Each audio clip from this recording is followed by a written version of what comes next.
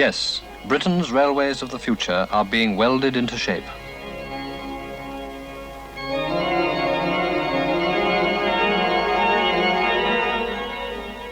From the pages of the modernisation plan, the new outlines are emerging and becoming reality all over the country. This long rail welding depot at Dinsdale is appropriately near the Stockton-Darlington line, where railways were born more than a century ago, were born here and grew up to astonish the world.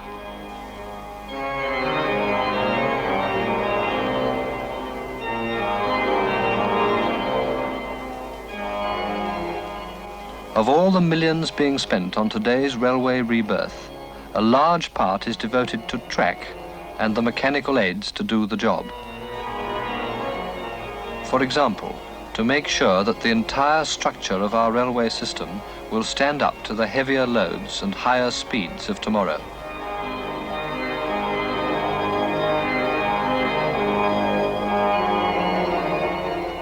This labour-saving giant is a ballast cleaner.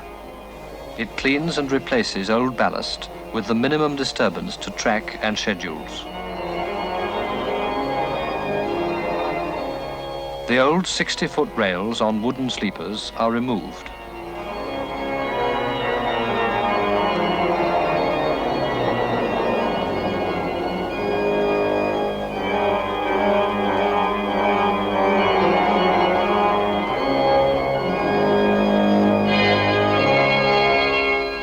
They are replaced by pre-assembled track on concrete sleepers.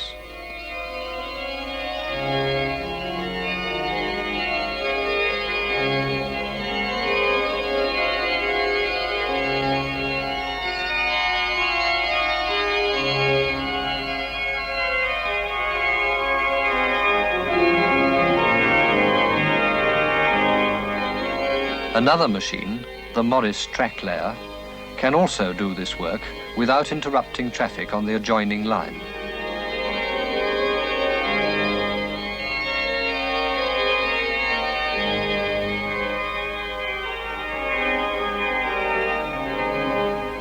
The additional line will complete 4 tracks between York and Northallerton. The ballast is packed underneath the sleepers by the jaws of the ballast tampers.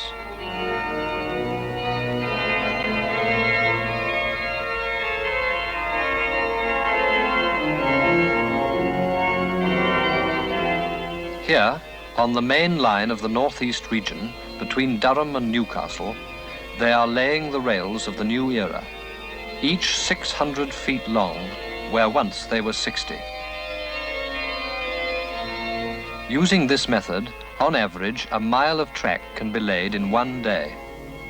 To prevent disruption of normal services, the job is carried out on a Sunday.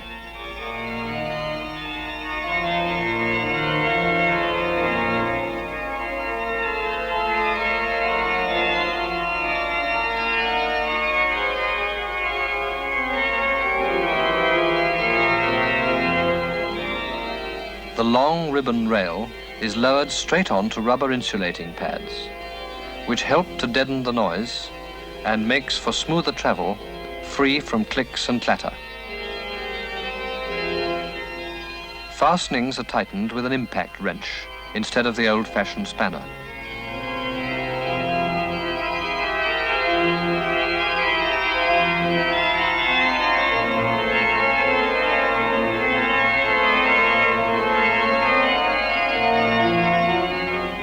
Note the heavier shoulder of supporting ballast.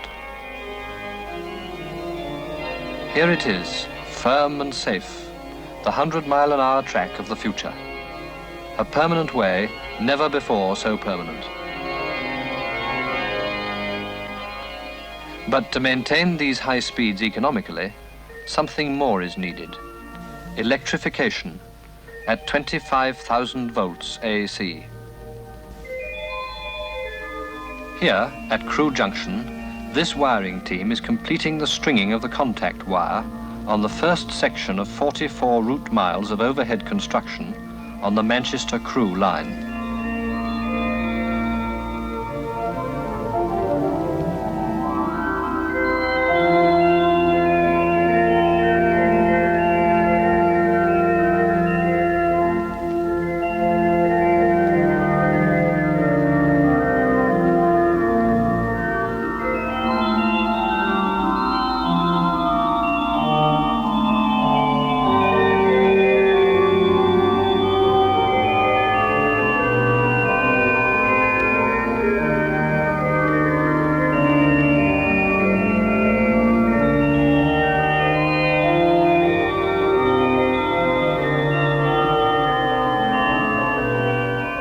It's a hazardous occupation.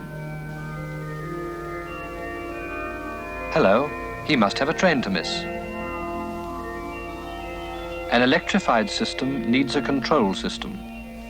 Here at Canterbury, on the southern region, this electrical control room covers over 90 route miles and operates switches at current feeder points by remote control throughout an area extending from Gillingham to Ramsgate and Dover.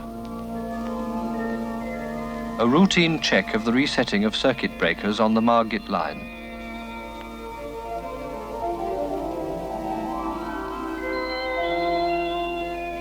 If we are going to run trains at higher speeds, it becomes all the more necessary to have the means of regulating their movements. The traffic regulator, in the signal box at Newcastle, gives instructions to the men at the board.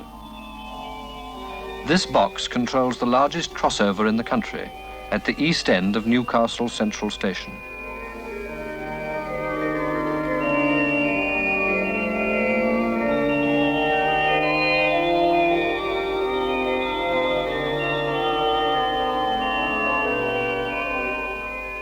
Is it possible that Stephenson, when he built his noble high-level bridge here over 100 years ago, could have envisaged a box such as this, controlling diesel and electric trains thundering over his structure? A smaller installation at Faversham is typical of the many now appearing throughout the southern region.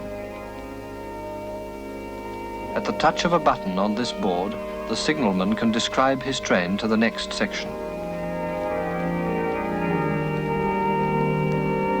The functions of many wooden signal boxes up and down the lines are rapidly being replaced by a centralized box such as this at Wilmslow. It is the most up-to-date in the country. 2 boxes like this will control 27 out of the 40 miles between Crewe and Manchester.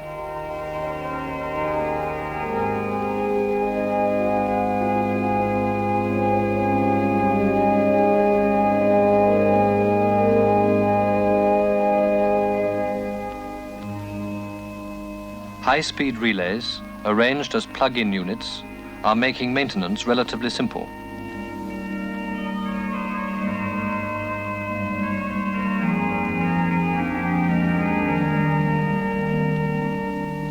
It is a new world of electronics. Coded pulses on audio frequencies carry the control and indication messages, and fully transistorized units are employed with the latest printed circuit techniques. As well as the work directly connected with the track and its apparatus, there are many other types of buildings to be considered. Darlington has a fine new diesel depot to house the multiple units which are bringing new revenue here and throughout the country. Now for a brush and wash up.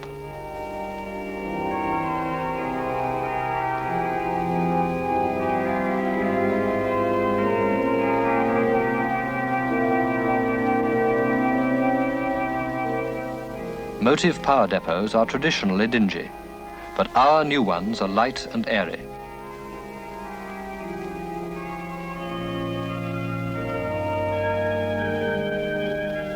Everyone agrees that the tea tastes better without soot, and individual tastes are still catered for.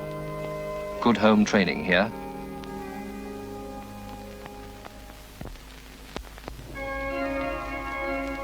Depots for electric stock are also springing up.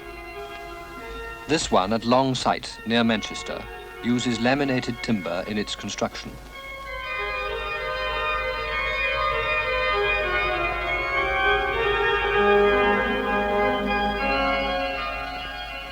As regards freight services, the modernisation plan envisages a complete reorientation of operations.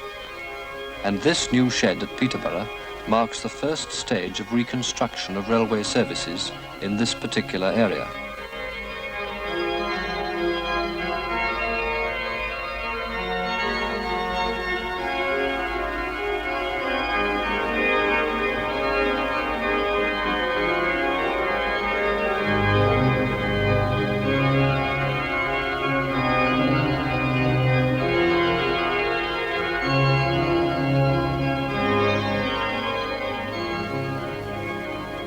replace the multiplicity of small yards, the plan provides for the concentration of marshalling into fewer highly mechanized centers. And it's already showing results, sometimes with the help of special television and radar equipment. Temple Mills in the eastern region is Europe's most modern marshalling yard. And on these tracks, 125 trains are sorted and reformed daily. The ultimate aim is to handle 4,500 wagons a day, and so save £250,000 a year. A novel feature is the automatic operation of the primary retarders, which ensure that wagons descend from the hump at the optimum speed for safe shunting. Weight and approach speed are first measured by mechanical and electronic equipment, which passes on the information to the retarder mechanism by the time the wagon reaches it.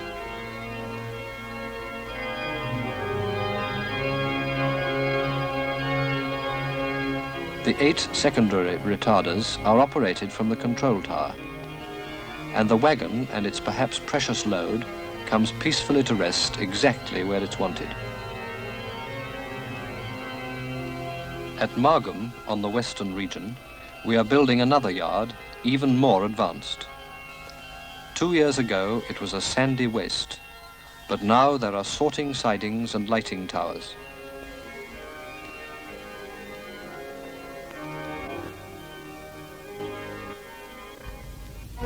A start has also been made with the stations. For the problem of the small suburban station, such as this one at East Didsbury, a construction of prefabricated concrete provides a clean and simple solution.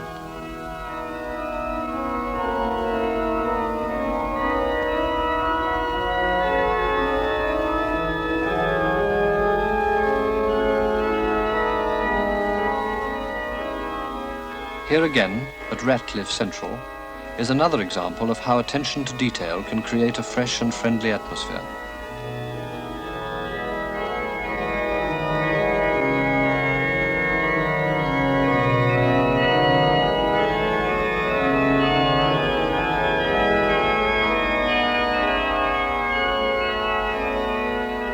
No longer is the railway station merely a place of hurried arrivals and departures. The modernisation plan provides for proper station amenities as an important part of a comprehensive railway service. Today, restaurants like the Shires at St Pancras are beginning to offer cuisine, comfort and elegance of full cosmopolitan standard.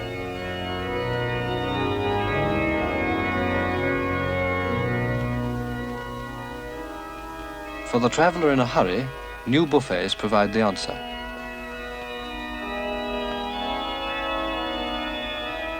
They are gay and colourful. They will bury forever those old music hall jokes.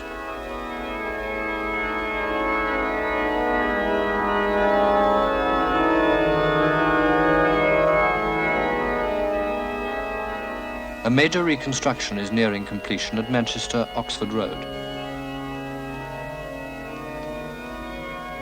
Exciting new shapes make a clean break from tradition and are typical of this whole great 20th century adventure.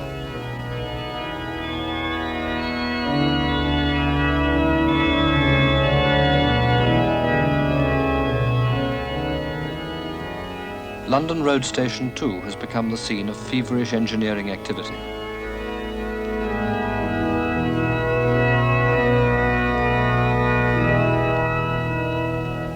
But before projects like these can be started, scale models must be made of each proposed new station and considered by ministries, municipal councils, police, chambers of commerce, and indeed all interested bodies. This one of Leeds City Station is a glimpse into the future.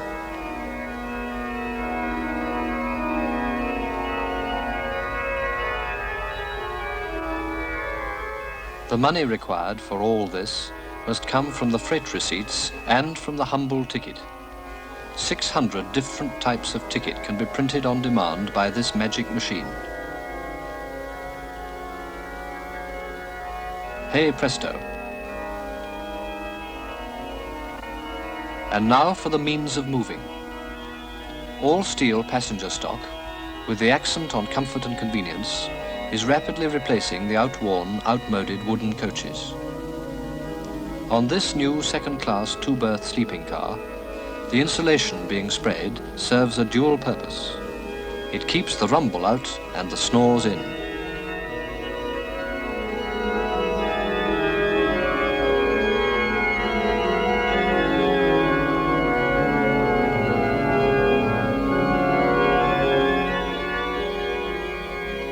Dressing mirrors, water carafes, hot and cold in wash basins, and interior sprung mattresses all combine to make this a really modern bedroom on wheels.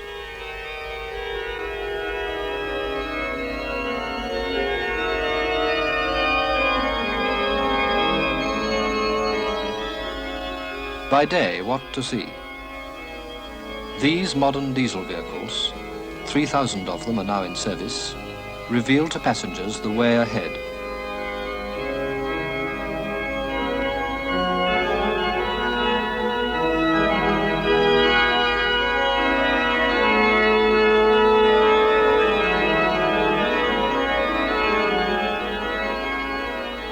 They are making new friends and setting fresh standards of comfort and service.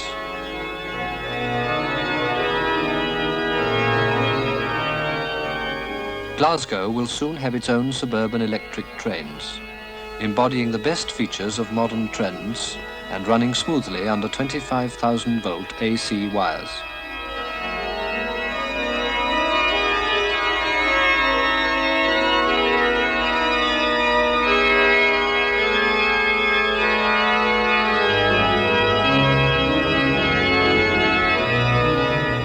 Meanwhile, in other parts of the country, big diesel-electric locomotives are speeding up the services, and the night ferry on the Southern has its new electric locomotive.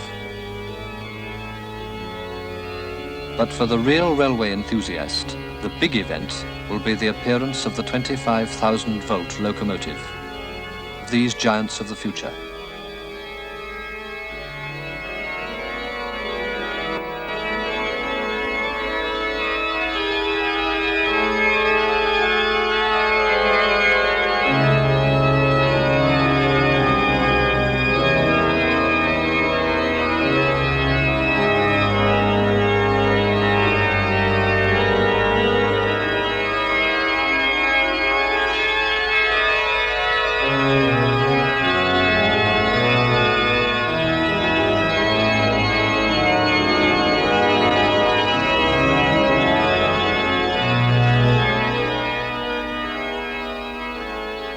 So keep your eyes open for the buildings and equipment necessary to fulfill our great railway plan.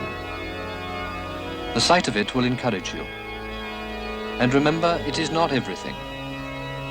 There is the problem of finding and training the right men for modern management or to staff the new technical branches. Apprentice training schools are proving just as exciting and forward-looking in their own way as any of the engineering projects bound up in the plan. Here are some of the boys who tomorrow will man Britain's new railway system.